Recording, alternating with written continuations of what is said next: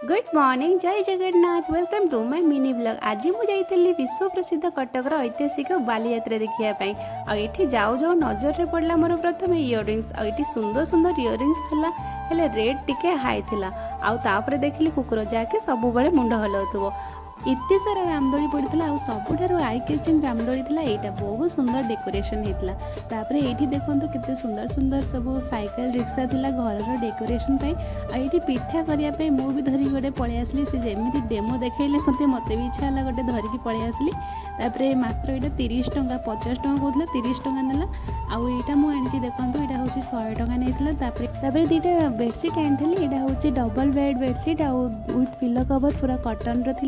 500 टंका नहीं यहाँ गोटे शाढ़ी आनी 250 देकी यहाँ सब ऑफर थिला लैक्मी सब नेल पॉलिश आउ ये सब गुलदस्ता गाड़ा नहीं आसती वीडियो भल लगी like share comment and subscribe बोलो राधे।